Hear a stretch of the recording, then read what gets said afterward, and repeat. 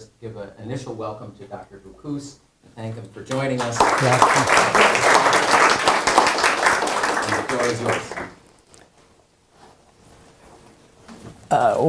First of all, since I've not been in the United States since 30 years, I've lost my English. So from time to time, I will be forced to switch to French, if you don't mind.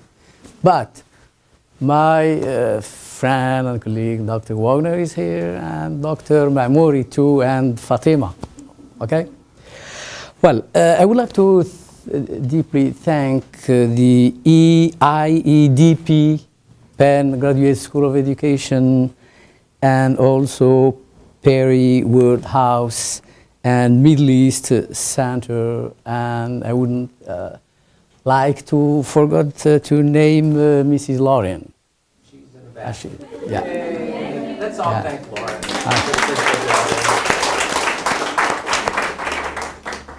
And of course, I would like to thank you for being here and losing your time with me.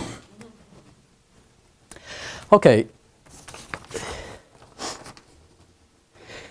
The topic with which I'll try to handle here is language and educational planning in Morocco. Right? And here are the main issues which I will try to deal with. First, I would like to construct the general frame of the problematic of language and educational planning over the world, and specifically in Morocco. And I think the most important questions are these. What are the fundamentals of education policy in Morocco? What are the attainments and the challenges of language and education planning process in Morocco? And finally, as we say in French, the question which hurts. This one: does Morocco have the means to put into practice its ambitious policy?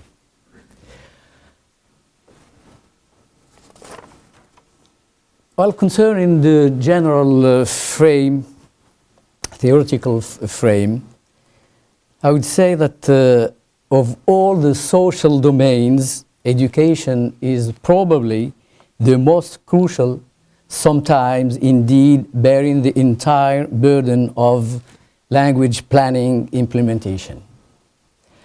The reasons are straightforward. Education in most countries is largely founded and thus controlled by the state. Schools are one of the key agencies of socialization. School pupils are a captive audience, and the curriculum affords the state unequal opportunities to shape the attitudes and behaviors of the next generation. Then, unsurprisingly, it has often been a cornerstone in process of national transformation. To take one example, but maybe you know this better than me, the national mass education systems introduced in England and Wales in 1970, and in France with Jules Ferry experience with public schools.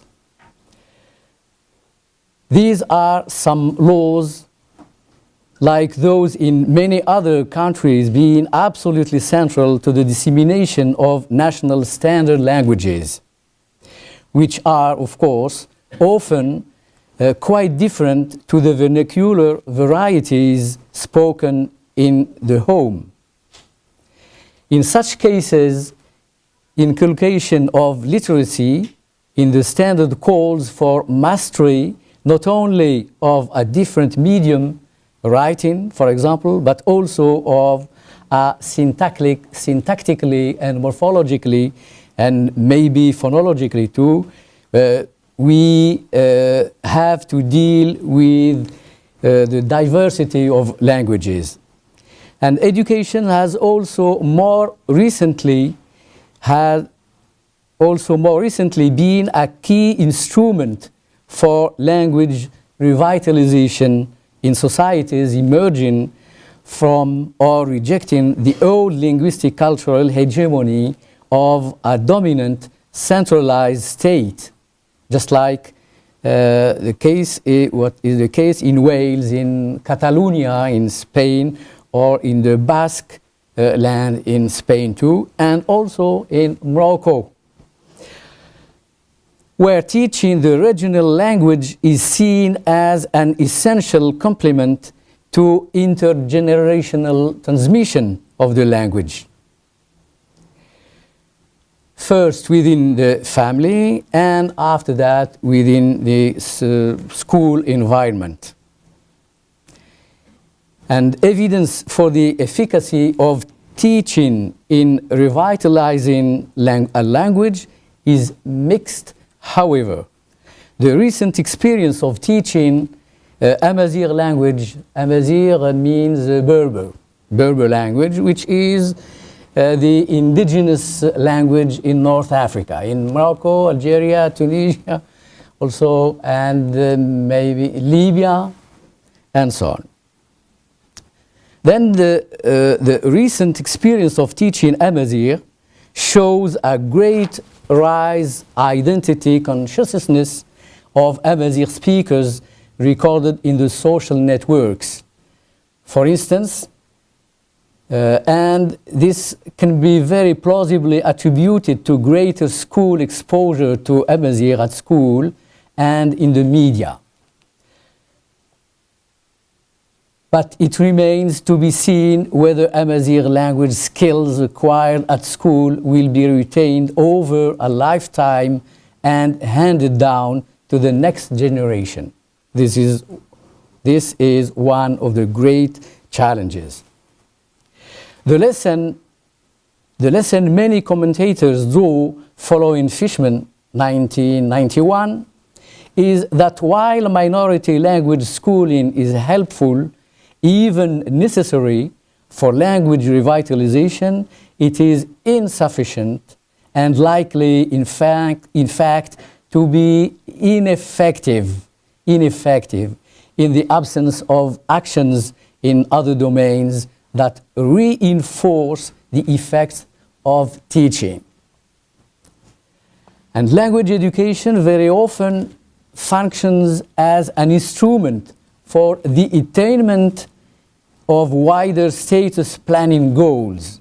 For example, the planning of Amazigh as a national official standard language in Morocco can be directed at increasing the numbers of users or speakers of Amazigh language.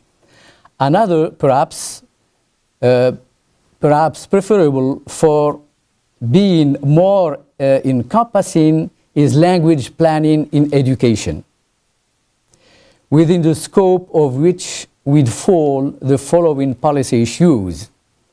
We have 4 issues. The first one, the choice of medium of instruction. We have largely discussed this issue this morning with Fatima. The choice of medium of instruction for various levels of the education system, from primary, secondary to tertiary education. Second, the role of the home language, or the so-called mother tongue, in the educational process. Third, the choice of second or foreign language or languages as curricular subjects of instruction, along with associated decisions on when these languages will be introduced into the curriculum, whether foreign language study will be made compulsory. For whom and for how long?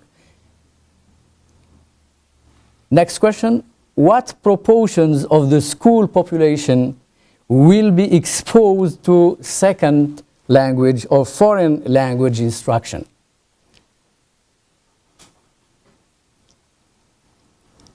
The last question, in the case of Amazigh language, what variety of the language will serve as a norm for teaching purposes?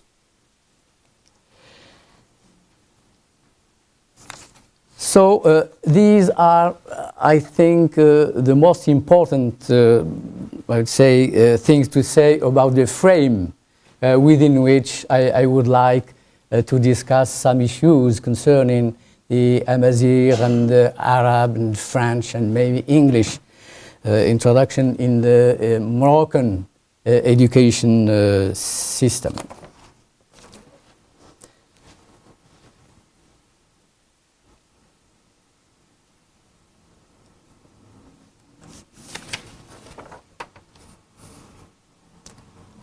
As I said before, Amazigh language is the indigenous language in Morocco, the first language. After that, I think at maybe at the end of the 6th century, came Arabs with the Islam religion. And today, the most important language used by Moroccans is Darija. Darija is colloquial Arabic, spoken, but at least 90% of Moroccans do use Darija, Arabic, colloquial Arabic, which means that only 10% of Moroccans are monolingual in Berber language, in Amazigh language. Okay? Then in 1912, we had the French ruler. Morocco was colonized by French or France from 1911 to 1956. So the French language does have special status in Morocco. It's regarded as the first foreign language, which means that French is taught from the primary school to the tertiary level, to university. And French is taught as a subject, but it's used also as a medium of instruction. For what subjects? For science subjects, for biology, for mathematics, physics, chemistry, and so on.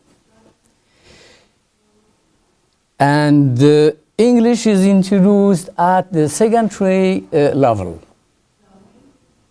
After that, I mean at the high school levels, pupils can choose German to learn German or Russian or Japanese or now Chinese too. But this is not compulsory. All this means that the sociolinguistic situation in Morocco can be described as a complex one and hierarchized, hiérarchisé. Une situation sociolinguistique hiérarchisée. Which means that it's hierarchical. The languages have different valences to them, depending on where you are, what your occupation is, and so on. Yeah, right.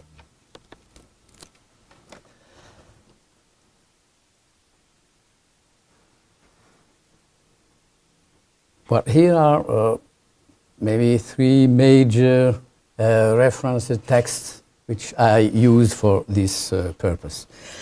First, the Constitution of Kingdom of Morocco, the last one, which was revised in 2011, the National Education and Training Charter, which was edited in 1999, but put into practice the beginning of 2000. And the last text is the very important document, which is edited by the Higher Council of Education and Training and Scientific Research Strategy, and this is the last one. Well, I said some words about the purpose of the presentation. Morocco.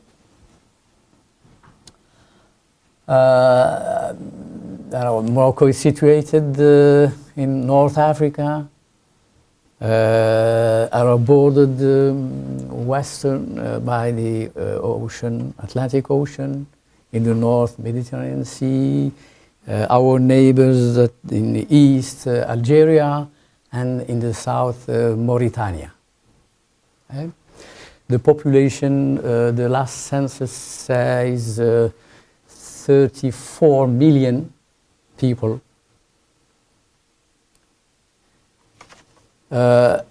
Concerning the languages spoken in Morocco, we have Amazigh languages spoken mainly in the, I would say, rural areas, in the mountains, and here in the desert here. Okay. The Arabic language area, actually, these area concern the Darija, the colloquial Arabic, because the standard Arabic is spoken only approximately by 15–17% of the population, and French by 10% only of the population, and of course English less. Well, here maybe what is interesting to see that there are some mixed language areas. I mean, here you have Amazigh speaking areas, here Arabic in the plains, and here in the Saharan region. But between the areas where Amazigh is spoken as the first language and the other areas where the Arab language is the most important language, there are some areas where we have that phenomenon called language contact. Here, here, here, and of course here, where populations speak Arabic and colloquial Arabic and Amazigh language.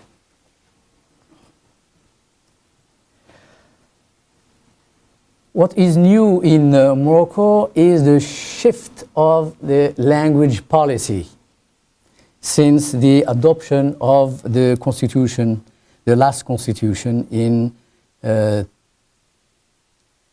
2011. What is new in this constitution? What is new? Of course, there are some, I would say, things which are related to politics. For instance, what is the power of the king? Is it limited or not? If it's limited, by what? By his own willingness or by laws? Okay? And what is important too is the women's status.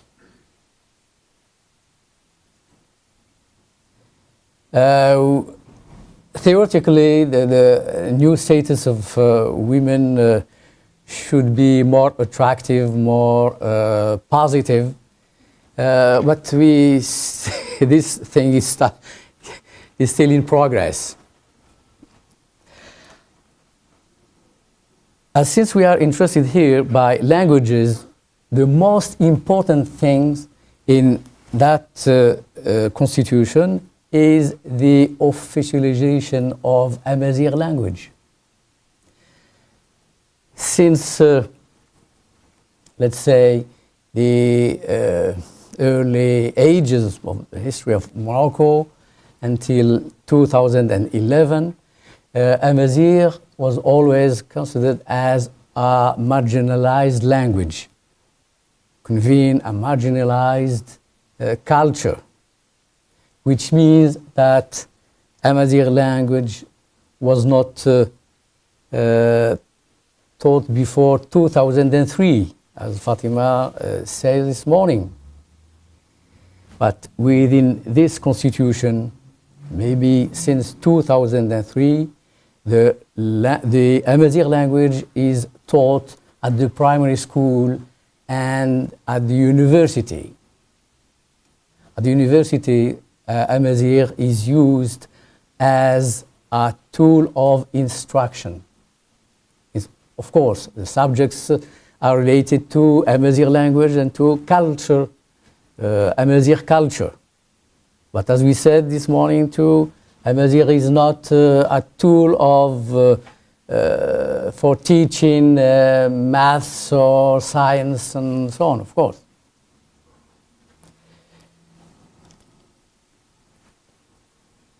What does the Article 1 of the Constitution says? It says that Morocco is a constitutional, democratic, parliamentary and social monarchy. Well, we are not at the, as we say in French, nous ne sommes pas dans le meilleur des mondes. We're not in the best of the world. Is that what it is? Not in the best of worlds. Wow, we're not in the best of worlds. Thank you. Okay, which means that these things, democracy, parliamentarism, and social monarchy, these are projects. We, in Morocco, we talk about transitional democracy. It's a process. Where this process will end, Allahu A'lam.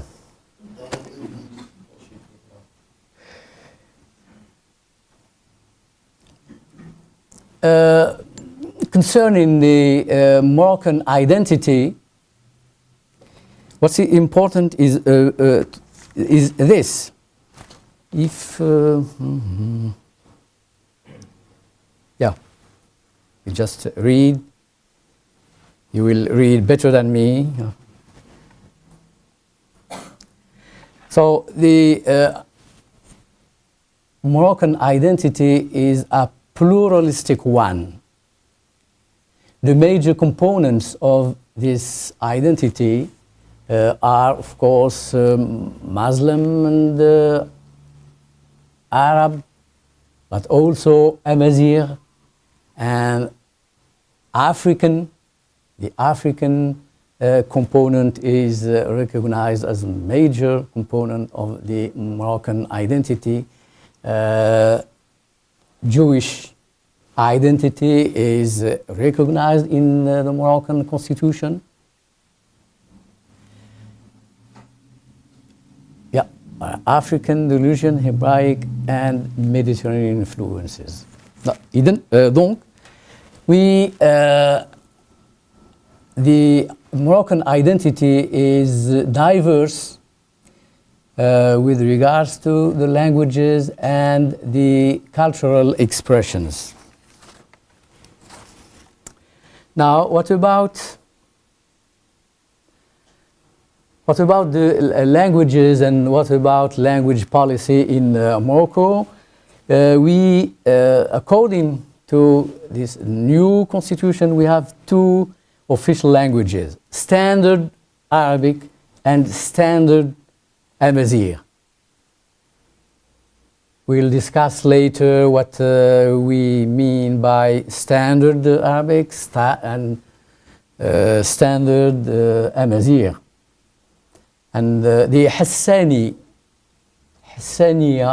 it is the Saharian dialect, which is, for political reasons, as we may know, is recognized by the constitution.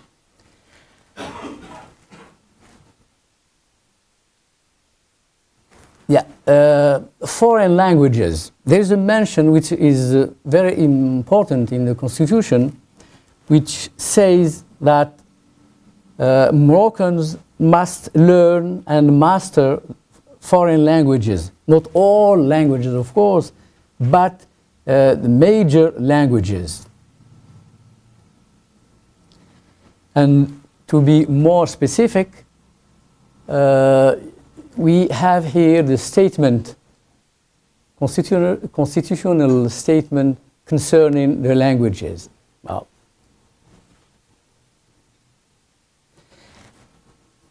and which maybe is more important is that the new language policy is implemented within some institutional instruments or structures. The main important is that one, National Council of Languages and of Moroccan Culture, which is the institution devoted to clarify the orientations and choices concerning language planning and language policy.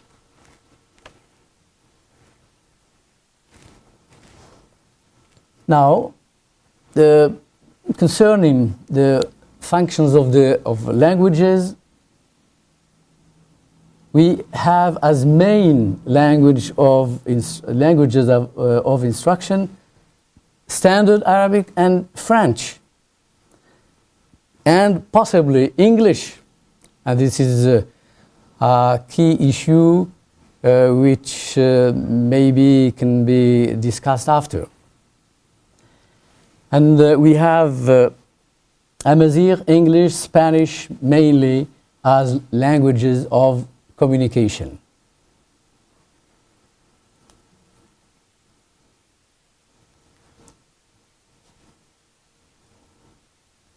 Before talking about planning language education, I have to say some words about language planning in Morocco. Within a complex sociolinguistic situation, what are the goals of the policy in this matter, and what is the methodology adopted? For example, for standardizing languages or giving some specific status for this language or that language. So the planning of any language abides by a functionality that meets the needs and expectations that are manifest in the social field. And concerning Arabic and Amazigh, this question is very important. For example, why to teach Amazigh? For what purpose? Is it really useful for people? Why to use Arabic as a language of instruction? And some people do ask also why to continue to use French language, a colonial, ex-colonial language in Morocco. Why? Isn't that against the national feeling, the Arabo-Islamist consciousness and things like that? And we have some, I would say, frange de l'intelligentsia in Morocco. A small portion of the population, elite from elites, who says, well, why not English? Why not try in English instead of French language, since it's the international language and so on?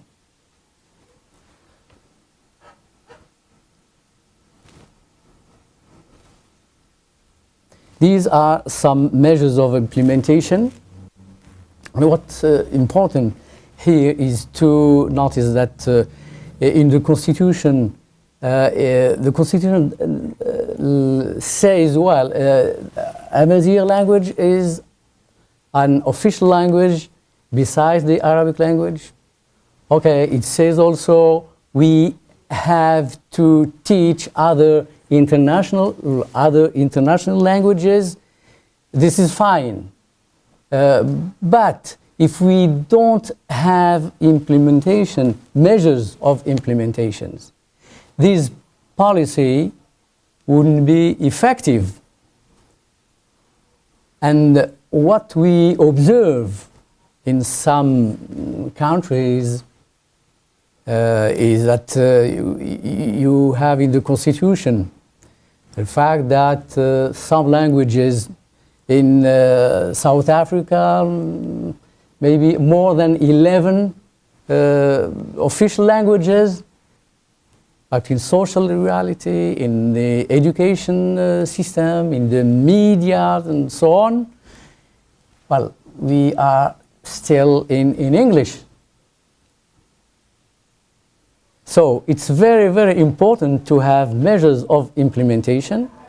And what is more important is to have resources, financial resources, logistic resources, human resources, and so on. That's very important.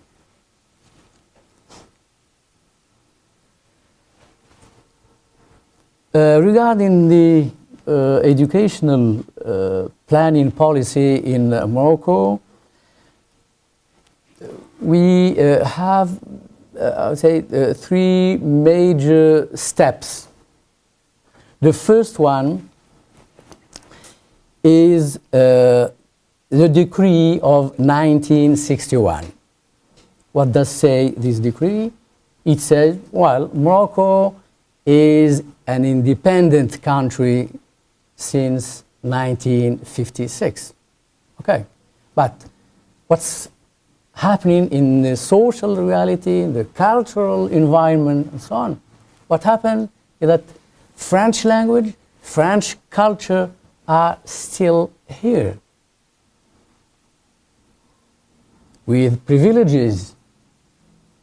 So some people say, well, that means simply that Morocco is not yet an independent country from the cultural and linguistic point of view. That's why we have a party which is called Istiqlal, which is the first and the main political organization in Morocco. Its importance decreased since some years, but it is still a very important party. This political party is an Arabist and I wouldn't say Islamist, but it has a religious, une assiette religieuse. a base, religious base. And this party, the Minister of Education in 1961 was from this party. And they conceived a policy which is based on 4 principles. Generalization of education, which means education for all Moroccans. Second principle, unification of educational system, which means that we should have a Moroccan unified school instead of religious school, French school, maybe Amazigh school in some area, just like Le Collège Lazrou. We have to construct a national education system in Morocco. Not many systems, but one system. Okay? The third, Mamma mia. Okay. Moroccanization of human resources. What does it mean? It means that Morocco should have all his human resources acting in the domain of education should be Moroccans. That was not the case. We still have a great proportion of French teachers. We did have people from Middle East teaching Arabic, Islam instruction and things like that. We did have some Romanians teaching mathematics, for instance. This party of Istiqlal, Hizbul Istiqlal, said, okay, no, we have to put an end to this inconsistency. The third, Arabization. This is maybe the most important principle, Arabization, which means that standard Arabic, the official language, should be the language of instruction at all levels of the education system. Okay, I think I have to have a little bit. Standards. The problem, of course, is how to construct. My friend, Mr. Professor Mamouri, knows, he's an expert in this domain. The standard Arabic has many problems. Maybe the most important problem is the problems related to terminology, to neologism, and things like that. So we must have measures of implementation to modernize the Arabic lexicon, technical lexicon. Okay? This is the method, some steps of the method. Surely you know these things, and I have to stop in a few minutes. In 1999, very important moment in the history of Moroccan education system, c'est la Charte nationale d'éducation et de formation. This charter was important. The outcomes, these are some outcomes of the applying this charter. Yeah. Increasing of schooling rates, decreasing of dropout rates, increasing of adult literacy. These are main outcomes. But of course, there are some shortcomings which are these.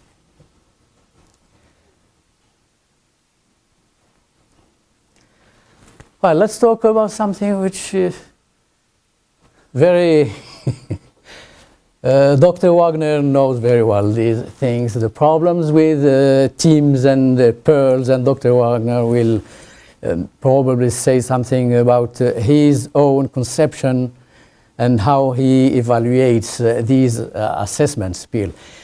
Well, but the fact is that Moroccan pupils, they have a lot of problems in mastering the languages, French or Arabic.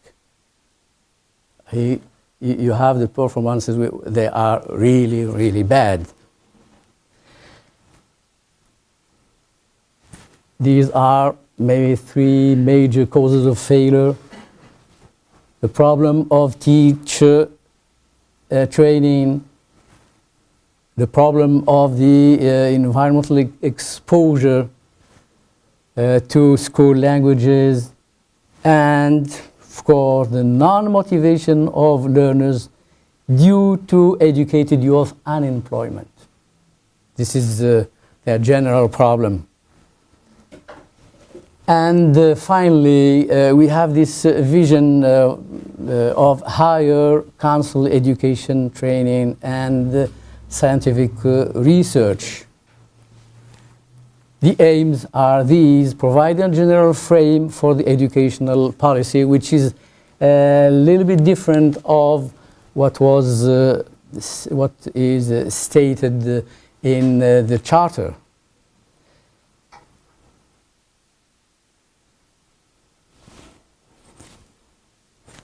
Here is the architecture of the new educational planning, language planning in Moroccan school for the period 2015 to 2030. That's a strategy for 15 years. Say this: in a primary school, we have standard Arabic as a language of instruction, and French too. But Amazigh, which is an official language, it has only the status of a language of communication. In secondary school, Arabic, French, English as languages of instruction, and Amazigh as a language of communication, possibly, which means if we have enough human resources in terms of teachers, this can be. In higher education, Arabic, French, English, Amazigh as language of instruction and language of communication too. And what's important here to notice is that in professional higher training institutes, the language of instruction are French and English. Arabic and Amazigh should be used only as language of communication. Rapidly, you say? The conclusions, some achievements. At least we have constitutional provisions in terms of multilingualism and multiculturalism. And the new policy is indeed a courageous and generous educational policy, but at the same time, it's a huge financial burden for Morocco. Morocco is a poor country with limited resources, but great willingness. And we return to our first question. Does Morocco have sufficient resources to put in practice his new policy in the domain of education? It's a big question. These are some of other achievements. Now the challenges, and I will finish. Challenge is as Fatima said this morning, one of the major challenges is the lack of juridical references text, like organic laws, decrees, application decrees, the cost burden. In Morocco, education, the budget of education represents a quarter of the national budget. And this is huge, this is enormous. The challenge also is total schooling. Now we are at 96%. Eradication of literacy, we are now at 30% of the population, which it's still illiterate. And the problem of schooling and illiteracy is more important, more drastic in rural areas, and women do suffer from illiteracy and girls suffer from non-schooling much more than men and in the cities. And I think it's a general problem in emerging countries. And what Fatima said this morning, we have really a problem with the training, the quality of training of teachers and the employment of educated youth. Thank you.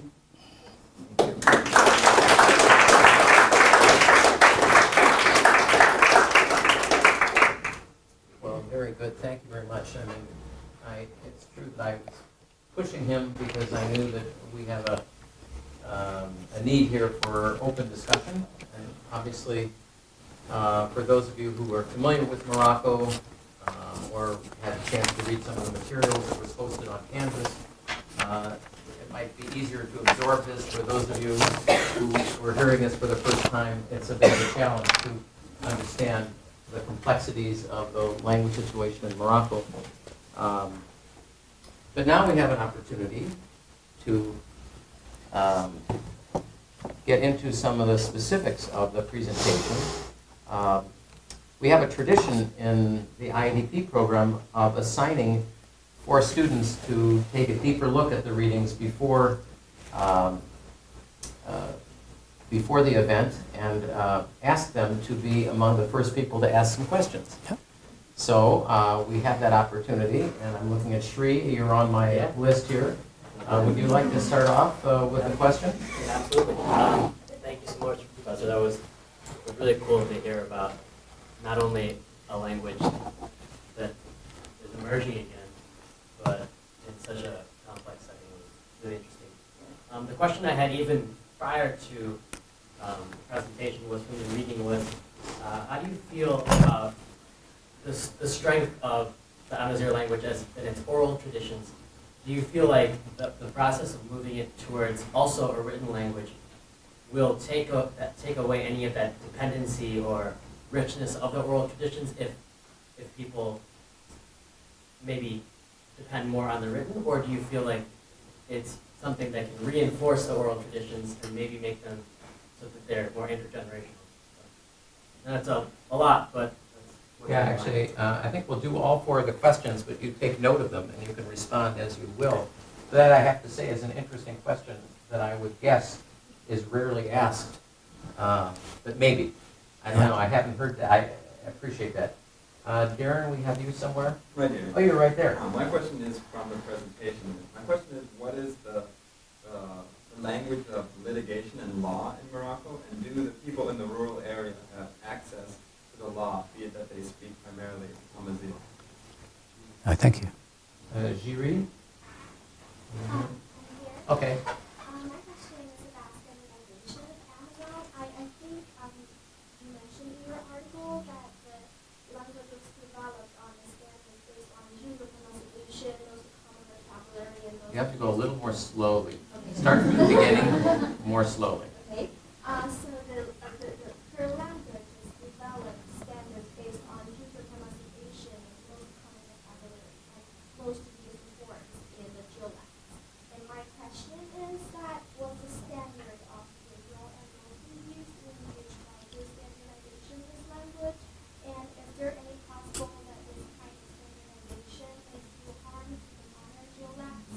And if there is this potential harm, how can we try to protect those minor geolects and if there is a... For those of us who don't know what a minor geolex is, would you define that? So, geolects is like dialects that is on different geographical areas, and minor geolects is those geolects by less. Okay, so that's a very relevant question. We were talking about that this morning, and I'm sure that he will have an answer to that, and maybe Fatima also, and maybe our friend Mamori, who is in here today too, around dialects and standardization. And Athena, you were number 4. Okay, yeah. So I guess, well, now thinking of Judy's question, maybe mine is related as well, but I'm curious about the relationship between the Amazigh speakers and the Hassani speakers, and how, is there a sense of competition when it comes to the promotion of the language in the country, or is there a sense of working together to promote both languages in some way? What is that relationship like? These are all very good questions. I'm not going to give you 3 hours to answer, because I know that was what it would take. But unfortunately, there are going to be other questions. We'll get to your questions, other ones. So, but as you wish, if you feel like responding to several sure. of those, that would be fine. Yeah, sure.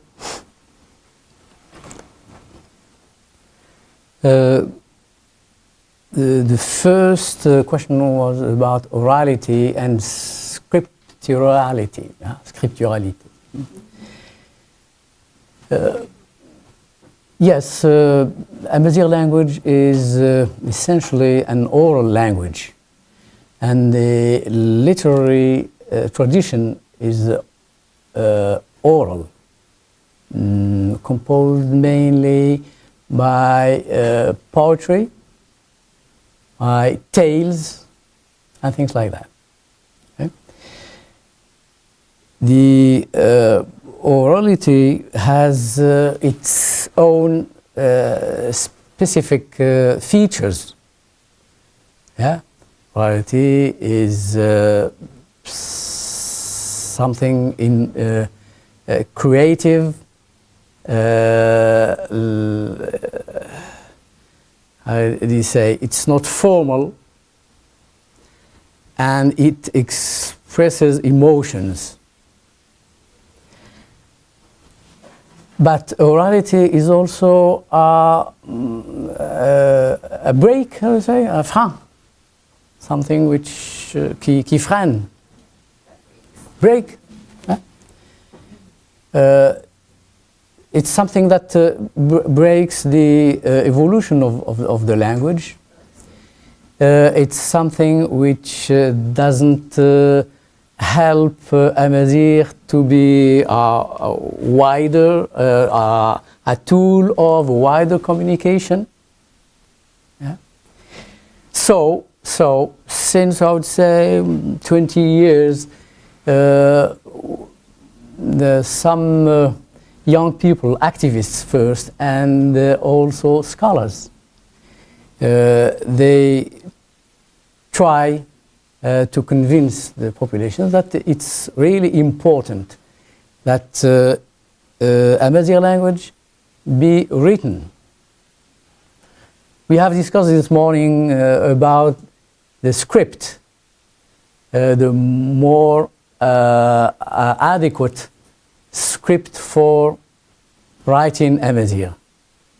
We have some manuscripts written in Arabic language, in Arabic script, but in Amazigh language. maybe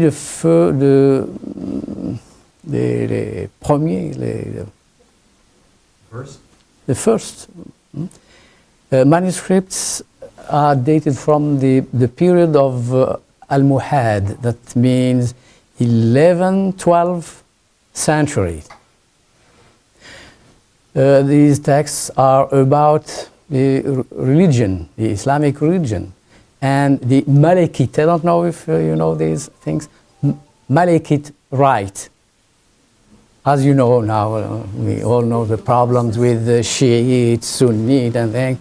Well, among Sunnite, Morocco, since the Almoravids, 11th century, Morocco, the Moroccan state, choose the Malikite, al-Madhhab al-Maliki, the Malikite rite. Right?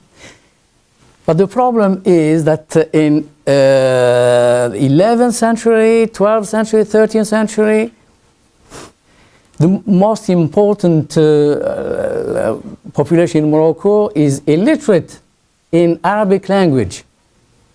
So they do not master Arabic language, so they can't read these texts written in Arabic with Arabic script. So these fuqaha, Islamic teachers and Islamic doctors, Amazigh, originally Amazigh, they choose to translate these texts from Arabic to Amazigh language by using the Arabic script. It's, of course, to help the Islamic religion, which was quite new at that time. Right? They help for the dissemination, the propagation of the Islamic religion. Okay.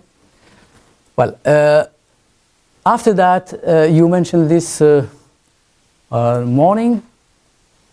The second tradition, writing tradition of Amazigh, is by using Latin script, and that was in 19th century with the colonial rule.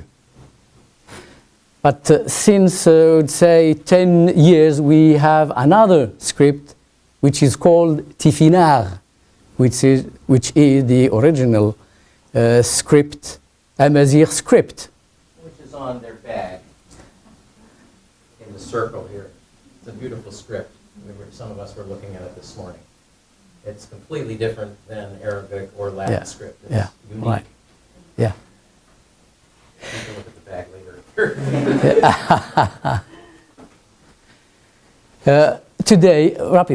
Today, we have a great number of writers, young people writing poetry and novels and short stories in Amazigh language. Right? And we do think that this is a mean which will help Amazigh to be promoted. Yeah. Second question is about language in the law field and the problem of communication in rural areas. Since 1965, the official language in justice, in the law domain, is Arabic, and only Arabic.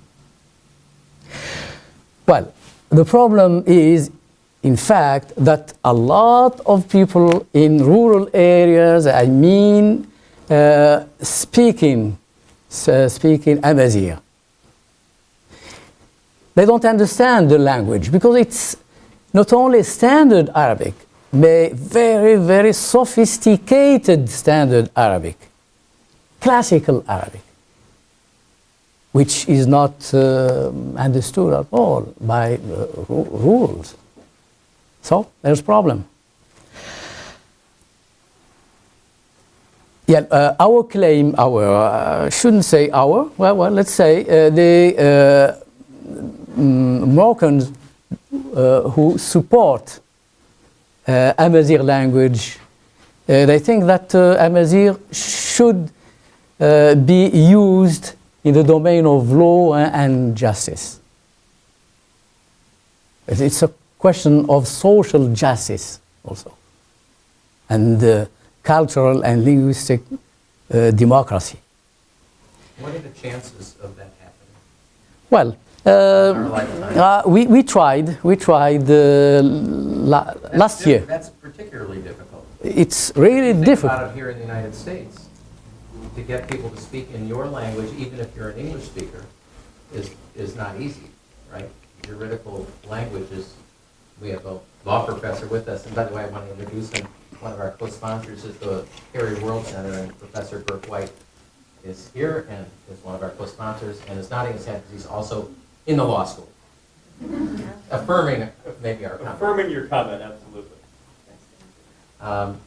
Did you want to jump in? Maybe a note here.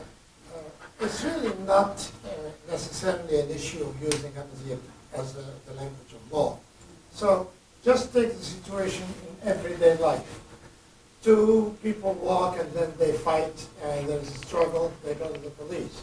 One of them is an Amazigh speaker who is not cultured, that doesn't speak Arabic, did not go to school. The other one is an Arabic speaker or even an Amazigh speaker. Doesn't make any difference. You'll see that both of them lead to the same problem. When they go to the police station, the police asks them to tell them what happened. They will speak Amazigh. The police would write, not necessarily in Arabic, but in that formal Arabic that Dr. Boukous said is a formal, even more sophisticated and more difficult. So this is a situation that becomes an everyday situation. The guys go to the court and somebody translates for them. If there is nobody, then the judge will give the sentence in Arabic, into formal Arabic. They would not understand anything. And in the cases where the people are Arabic speakers, explaining exactly what happened to them in the dialect, when the judge reads the sentence and says, well, the police said this, that, and the other, in formal Arabic, they would say, well, I never said that. So this problem is true for all of North Africa. The case of Tunisia in 1965 was to allow people to speak their dialect and to write it in the dialect, so that when they go in front of the judge and the judge reads the sentence saying, well, you said this and that, they can immediately either say yes or say, no, we didn't say it. Well, with Amazigh now, in the context of Morocco, this is a double whammy. It's a problem that is complicated at the highest level, because when they are not educated and Amazigh speakers, they have no way of ever being heard. Yeah. So it becomes really an issue of justice, and not necessarily in what language law is taught. It's really an everyday situation. So, Yeah. Just ask a little quick question about, is this the case then in even the speaking region, so say in a place like Tiznit or Agadir, for example, would this also be a complication Same as thing. opposed to, yeah, it really is, it's unified, it's I'm saying that both for the Amazigh speakers and for the Arabic speakers who are not educated or highly educated, the situation is approximately the same. Of course, it's more serious for the Amazigh. and I think we're saying it's also general in many societies around education and language. But I wondered, we have to move on, but I wondered if, progress has been made really in any concrete ways in Morocco around Amazigh and justice. Yes. Is there just ideas, or actually has there been some change in the last 10 or 15 years, would you say? I would say that there is a positive change in the sense that now we have interpreters or translators within the court. Yeah, it's quite important. Well, we don't have enough time, but there are a lot of jokes, of misunderstandings. Somebody lost his lamp. Say it. Yeah, there is an anecdote about a dispute over a piece of Louder. land. Piece of land, and the Amazigh one decided to say, yes, it's my land. So the judge told him, this guy said it's his land, and he said, yes, because he didn't understand. And then he lost his land, just because of this misunderstanding. Yeah. Yeah, okay. Another thing related to use of Darija, colloquial Arabic, you said exactly what you said, Dr.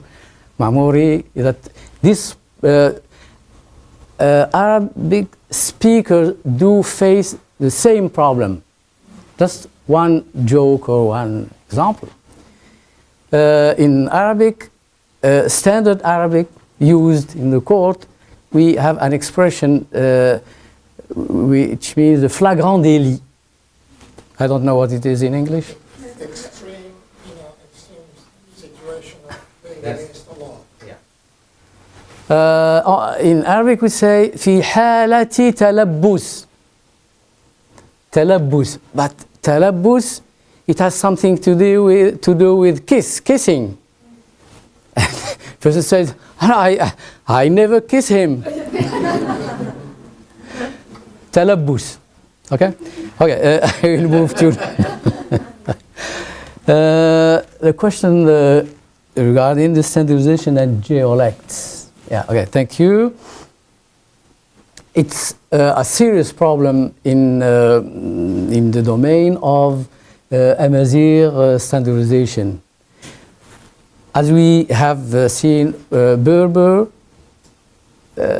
is composed of at least 3 major dialects, regional dialects or geolects. One in the northern area, Tarifit, Rif, central Morocco, about Khnifra, Azro, Ifran, and southwest Agadir, Tiznit, as you said. Oh, okay. 3 major dialects. The problem is, shall we standardize each of these 3 regional dialects, or shall we standard a unique Amazigh standard? This is a big question. Big question. In Morocco, we opted for a national standard, Amazigh standard. 1. How? Well, it's really complicated. It's really complicated. What we have done is to begin in first step by making an inventory of the convergences in one part, the divergences in other part between the 3 major dialects. Okay? And you say, okay, let's see the convergences in lexicon, in morphology, in syntax. What happens? What happened is that we noticed that there is a lot of convergences in all levels of the grammar. Now, some divergences, they do exist, the divergences, but some of them are rather superficial. What Chomsky and the superficial structure. But the deep structures in phonology, in morphology, in syntax, exactly the same. You have just to readjust some rules which permit the generation of syntactic, morphology, etc. That's the job we try to do in IRCAM. Okay?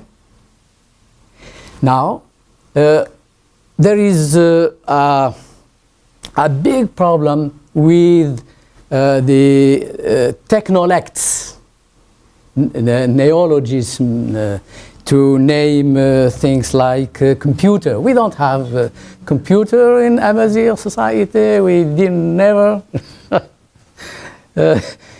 know what it is since some years. We even know how to call this, and so on. Now we have terms, vocabulary, specific or special vocabulary to name these things. That's the job which we try to do in IRCAM. So, and it's very important. Yes. So, what are the effects on dialects? No effect. People continue to speak their own dialect in everyday life. But when it comes to school to learn a language, to write a language, then we move to standard Amazigh. Of course, we will meet the problem of diglossia in some years, I think. And we will be in the problematic situation of Arabic language too, where you have a standard variety and low varieties. And it's a problem. We'll try to deal with this. The last question is about Amazigh and Hassaniya and the relationships.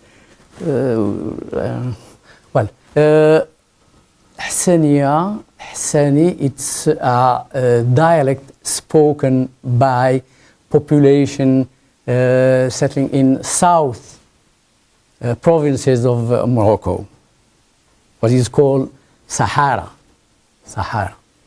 It's an Arabic dialect, maybe much more with a proximity, you say in English? Proximity? No? Yes. Yeah. Great proximity with standard Arabic. Maybe the proximity, or let's talk in terms of linguistic distance. The distance between standard Arabic and the dialect, Arabic dialect spoken in the plain, in the cities or in the Duqala and so on, which is colloquial Arabic. The distance between these dialects and standard Arabic is much more important than the distance existing between the standard Arabic and Hassani. Okay? So, what are the relationships? We know, sorry. Okay. This region, the Saharan region, is occupied until the 14th century by Berber tribes, Znaga tribes. But these areas were conquered by Arab tribes, Bani Hassan, Bani Sulaim, and the fact is that today the population there speaks Arabic, Hassaniya. But the toponym, how do you say? Toponyms? Most of the toponyms in this region, Saharan province, are Amazigh, Berber, not not Arab. The culture, music, the instruments, they are originally Amazigh, Berbers. The dance, al-Gidra. But the language is Arabic, but not the rhythms, the dancing, not the instruments. All this is in Amazigh language. And there are a lot of Amazigh migrants from the tribes Aitba Amran, Al-Khsas, and so on, just besides near Gilmim, Tizni, they migrate to the Saharian province. So there is a mixing of populations. What? Well, we're not letting you go quite yet. I was only pushing you because I wanted to open it up to another quick round of questions. I mean, this is really fascinating. We get, the depth of this, and even if you're not familiar with Morocco, you see the complexities that are very impressive, but also maybe give us some ideas from whatever country we're from. Okay. But are there a few other questions out here? I see one, and there's another. Two. Why don't we just take these two, starting here. The question I had, when you mentioned, I made a note of where people are teaching Amazigh. And you mentioned that it's being taught there in primary schools? Yeah. And in secondary schools? No, university school, And university level, yeah. I was wondering then, is it being taught particularly in the Berberophone areas? And which would make sense. However, if, say, one were to teach them in a big city like Rabat, or in some of the more Arabophone areas in Morocco, Yeah. how is it considered officially? Is it considered simply an official language to be learned? Is it an elective? Is it taught as a second language? How is it treated officially? Say if it were taught in those areas that weren't highly Berberophone. Okay. Okay, let's have the second question, and then we'll let Dr. Boukous respond. I took a note, you said earlier that French is considered the first foreign language in Morocco. Yeah. And I found that interesting, considering it's not, right? Arabic seems like that would be the first foreign language. Yeah. Amazigh is the indigenous language. And I was just attending a lecture talking about the destruction of archaeological sites by Islamic State, and about how in the 1980s, the revolutionary period in Iran tries to sort of deny any pre-Islamic history that Persia. Right.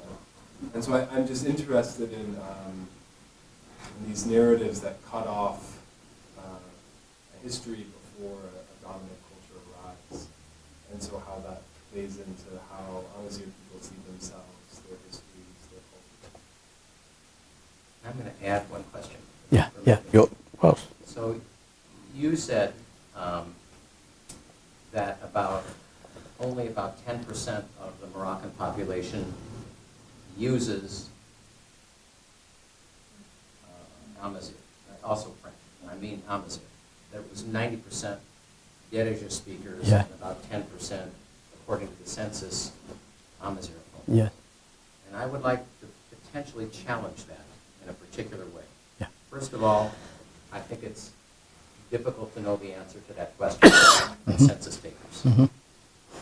So there's an issue of how we do this methodology. I'm partly raising this because we have a lot of students here. And when we do a census, in particular, where you have unknown people dropping in from who knows where, especially from a government that is not necessarily, you're not necessarily feel with completely at ease with somebody coming in asking you that question. Yeah. Your response might be different than what you'd say if you were having tea together. And the second challenge to that statistic is that we were talking earlier today about the number of women who, when you say use Moroccan Arabic, if they're going to the market and negotiating for some potatoes, does that constitute using Moroccan Arabic? Or if they use Amazigh 95% of the time in their daily life, and yet they use 5% buying potatoes, does that put them in the column of, oh, they're dirijaophone, that is, they speak Arabic.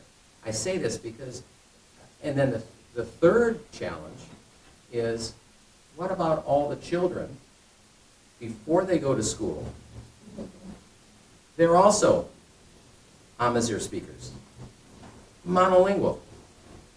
And many of them don't stay in school. You said 96% are go to school, but at least a third of them don't make it through primary school. Are they dirigophones, Arabic speakers, or are they predominantly Amazigh speakers? In other words, I wonder if IRCAM doesn't underestimate the power and the extent of Amazigh speakers. But you can try that one last. You have other questions before mine. Okay. I'm making your case, by the way. Just in case you wanted to know.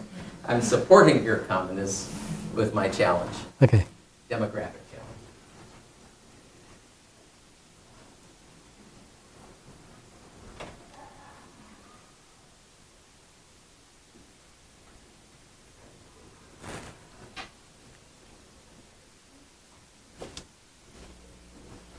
We First question. Oh yeah. In the first question that was about teaching languages or the Amazigh language in primary schools or at university levels in areas that are not heavily developed, so not in the schools, not in the how then is the language treated? As someone who's taught English abroad to non-native English speakers, one does make the distinction between teaching a language as a foreign language or as a second language. okay. How is Amazigh then taught? Well, one, is it taught in areas that aren't heavily developed, like universities? And then two, how is it considered? Is it considered a foreign language? Is it considered a secondary language? How is it treated officially?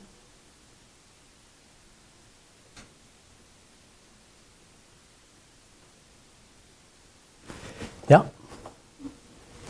Well, let's start by this question. Then the question is about the Amazigh teaching. Okay, thank you.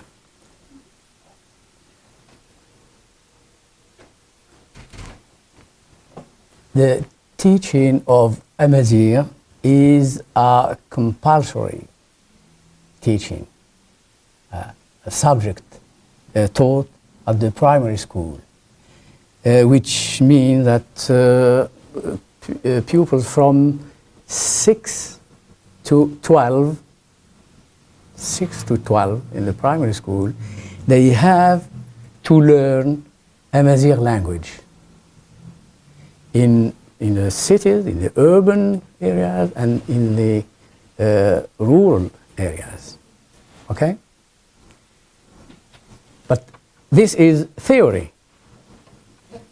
Yes, it is, because Morocco doesn't have enough resources in terms of financial resources, in terms of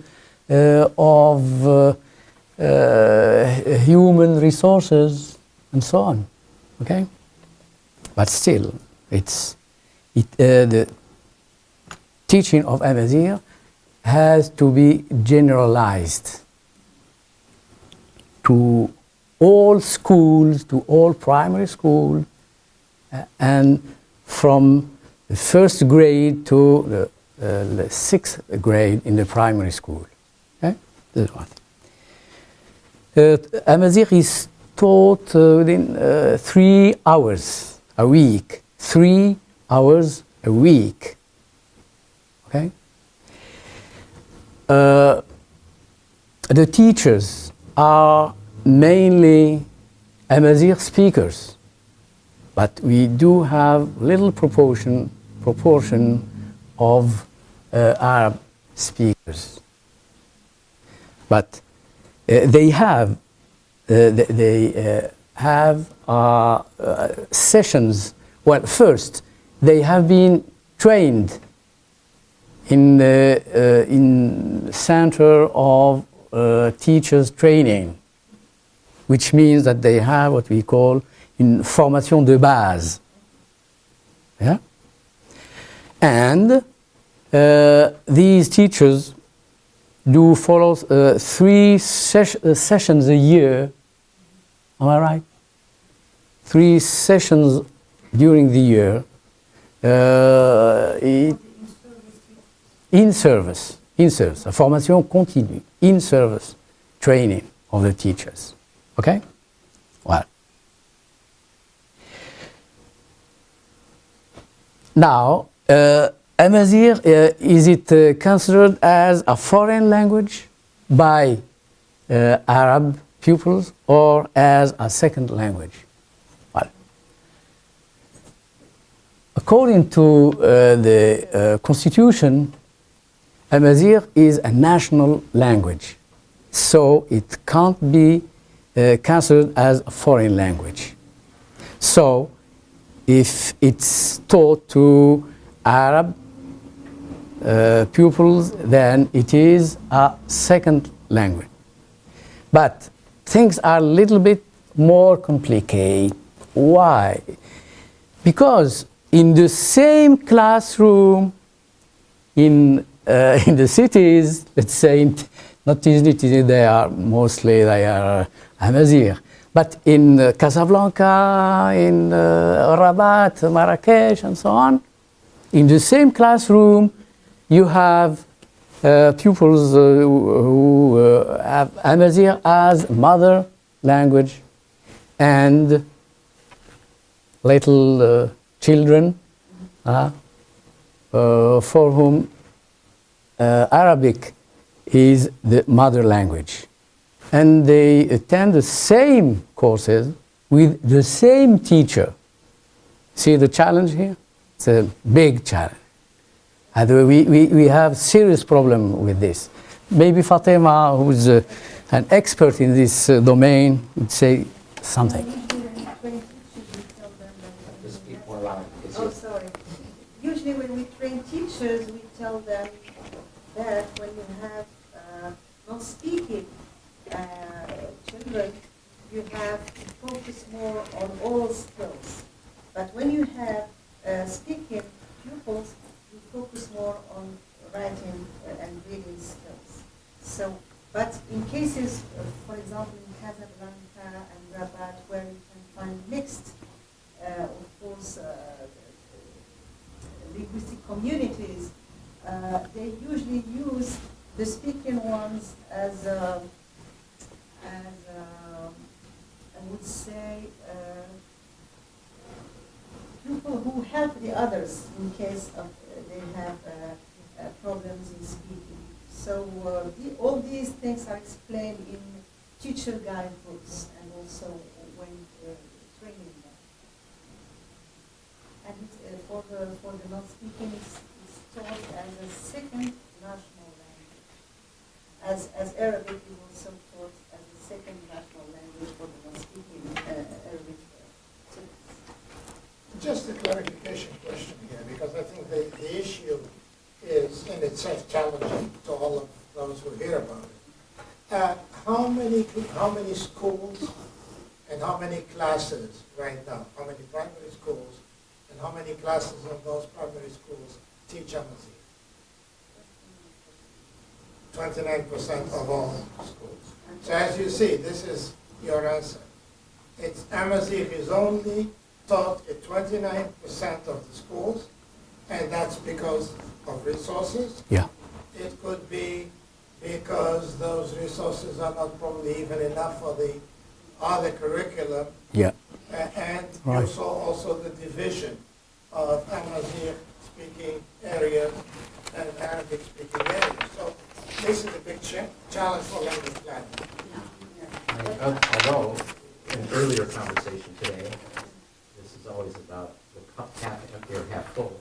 somebody in an earlier conversation said, isn't it amazing that after only 15 years, it's in more than 1 out of every 4 schools, given how modest the budgets are. But I'm going to suggest that you maybe respond to Patrick's question. Yes. Next, and then Yeah, maybe sure. mine, Yeah. and then we're going to check. The problem you pointed out is about history. Yeah? Yeah, I guess it has a lot to do with history. Yeah, okay.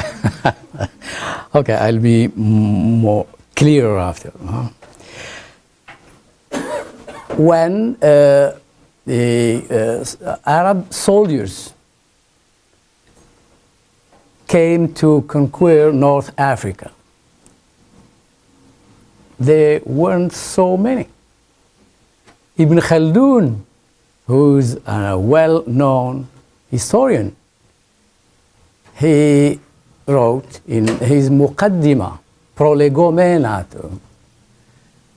Prolégomène à l'histoire des Berbères, he wrote that Arabs were the number, I don't know, the Arabs who came to North Africa were between 2,000 and 20,000, not more. Okay? And mostly they were men. Men. While women are Berbers, Amazigh women. So through the history of North Africa, there was a process of assimilation between Arabs and Amazighs and Berbers. So today it's very difficult to say, well, I'm a pure Amazigh or a pure Arab due to the intermarriage of the two components of the population. But culturally and more significantly in the domain of language, who lost? Who lost his language? It's Amazigh. And the Darija is some kind of a mixed language between Amazigh. Is the Moroccan sorry. dialect, but as you're saying, it's also a mix with Amazigh. Yeah. You know, in the regions, rural regions, where the population speaks Arabic,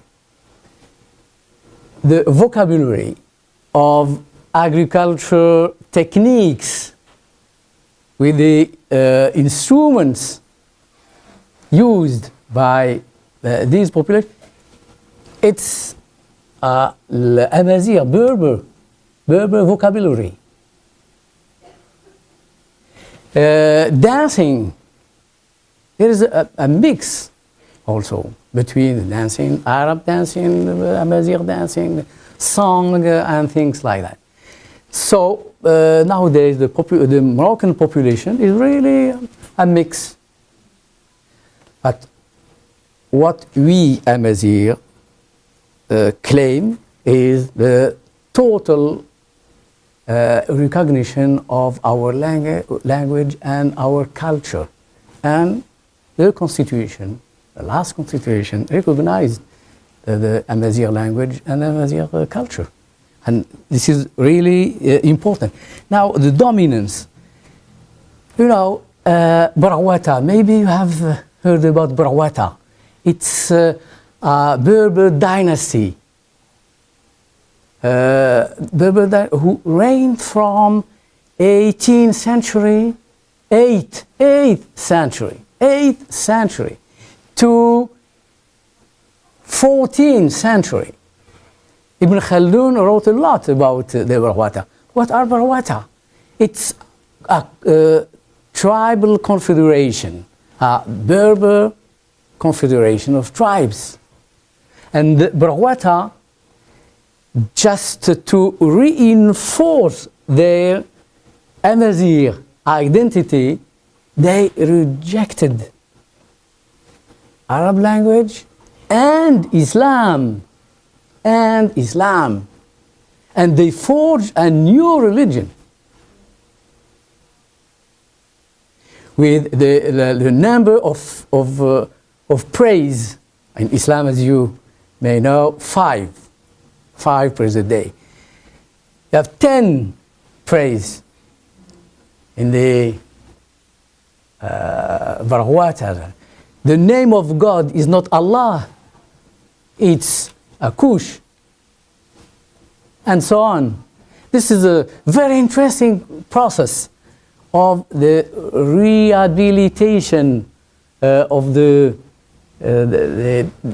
basic identity, I would say. Okay, so that's fantastic. So now you come to my final question. Yes. Yeah. Which Census? is, you are too modest. You've just gotten done passionately telling us about why Morocco is really mainly Amazigh, its culture, its religion, its all of what it did to defend itself over many centuries. And yet you allow people to say that only 10% of the population Yes. speaks Berber. Yeah. But that must be, well, I know, uses how much? How do we measure this? I'd say. I'd like to hear your thoughts, because Sure. it seems to me that if I was presenting IRCAM, Okay. I would be much closer to 40 to 50%, because my definition of using would be different than the definition of, oh, the person can buy potatoes. Yeah. You know, if I was looking at, I would say, person who uses Berber Amazigh 60 to 75% of the day is an Amazighophone. Yeah. And that would change the Mhm. census. And if you really counted the kids, well, anyway, I'm repeating myself. Yeah, okay. My question to you is, Okay. why are you so modest? Okay, I'm not. I try to be objective.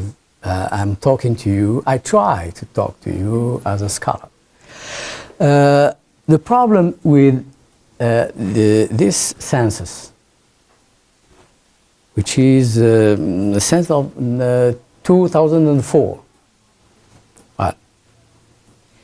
it was conducted in very, I would say,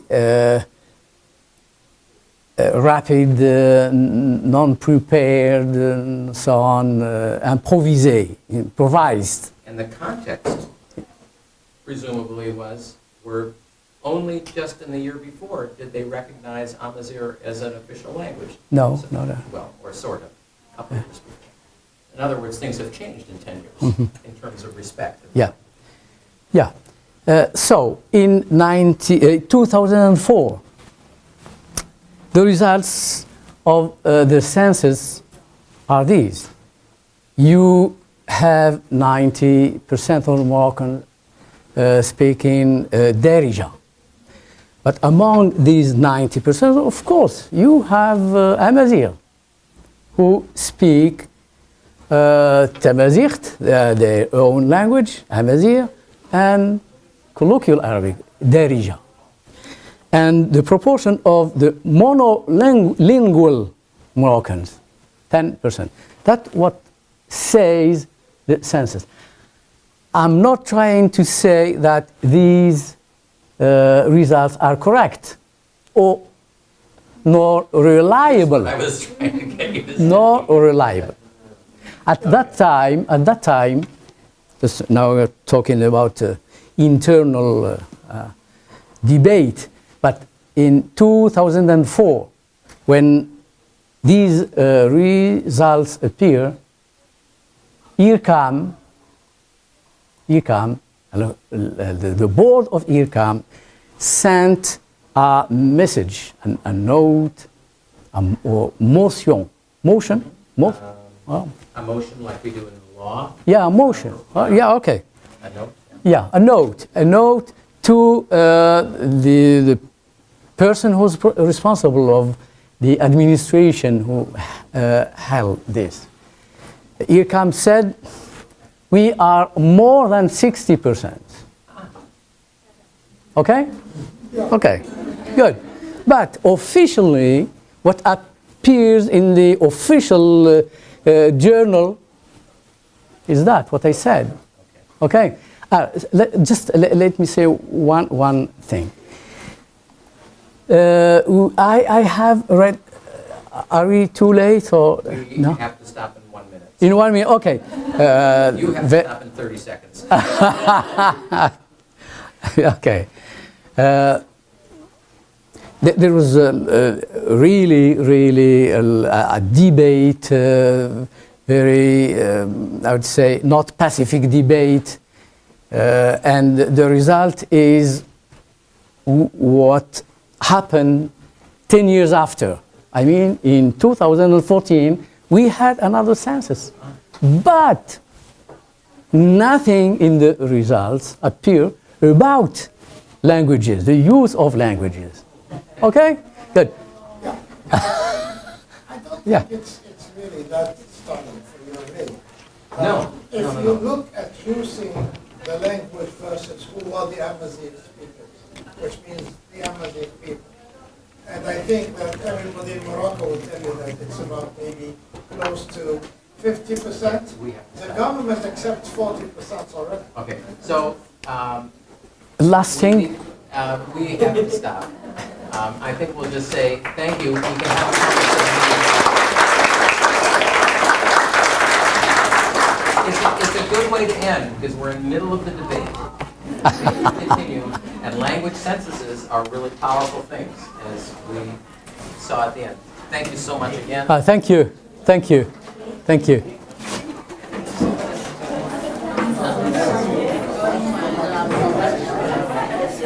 Thank you.